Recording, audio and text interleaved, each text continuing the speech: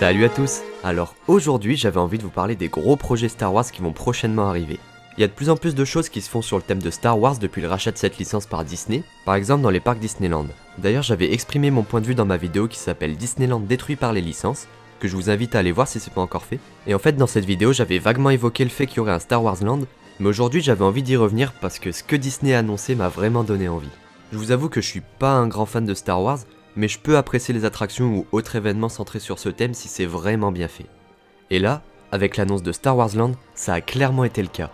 Par contre, le projet est uniquement prévu dans les parcs américains, c'est-à-dire en Floride et en Californie, et je trouve ça dommage et un peu injuste quand même pour les fans européens et asiatiques. Mais peut-être que si le concept marche, il sera importé dans d'autres continents. Ce concept, parlons-en. Lors de la dernière conférence Disney appelée D23, une maquette géante de plus de 15 mètres représentant Star Wars Land a été dévoilée, donc ça promet d'être gigantesque. L'architecture des bâtiments nous embarque sur une autre planète nommée Galaxy's Edge. Personnellement, ce nom me fait penser à un téléphone, mais c'est pas grave.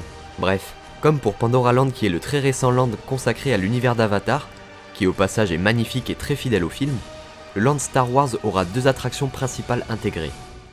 Une première où les visiteurs pourront piloter le célèbre Faucon Millenium, reproduit taille réelle, pour entrer dans une bataille épique. Et il y aura une deuxième attraction qui sera en fait comme un champ de bataille où on pourra choisir son camp entre le côté obscur de la force et la lumière. Ça promet d'être assez ouf et hyper immersif. Surtout que hormis ces expériences qui bénéficieront des dernières technologies pour être toujours plus proches de la réalité, comme l'intelligence artificielle, la réalité augmentée, etc., il y aura toute l'ambiance de la série de films avec tous les personnages mythiques et d'autres habitants occupant la planète. Avec bien sûr des boutiques, des restaurants et sûrement des spectacles. Ce qui m'a fasciné sur cette maquette, c'est le travail architectural que Disney a apporté. Comme je vous l'ai dit, je suis pas hyper fan de Star Wars, mais le fait qu'ils réussissent à retranscrire l'ambiance des films dans un parc à thème, ça donne vraiment envie.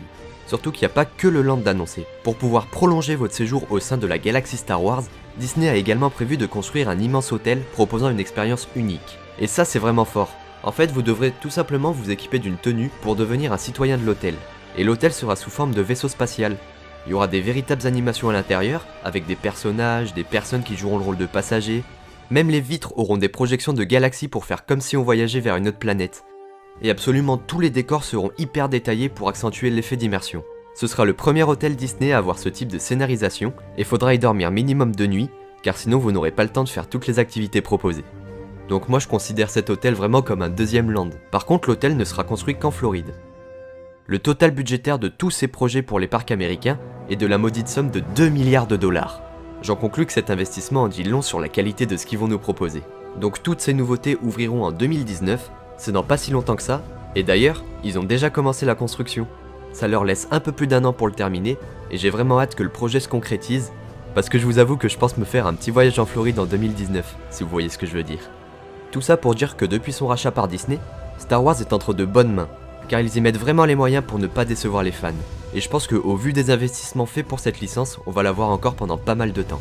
Entre les jeux vidéo, comme le nouveau Star Wars Battlefront 2 qui a l'air génial, les films également, qui continuent, on a eu le droit à la bande-annonce de Star Wars 8 il y a quelques jours. Les parcs Disneyland avec des projets concrets, qui sont entre le réel et l'imaginaire tellement qu'ils sont bien faits avec des gros moyens. Je suis content pour les fans et je pense que même ceux qui ne sont pas fans, aller visiter Star Wars Land, il n'y a pas grand monde qui refuserait. Voilà, j'ai à peu près tout dit. N'hésitez pas à vous abonner si la vidéo vous a plu et dites-moi en commentaire ce que vous pensez de Star Wars Land. Quant à nous, on se retrouve dans une prochaine vidéo, restez connectés et à bientôt.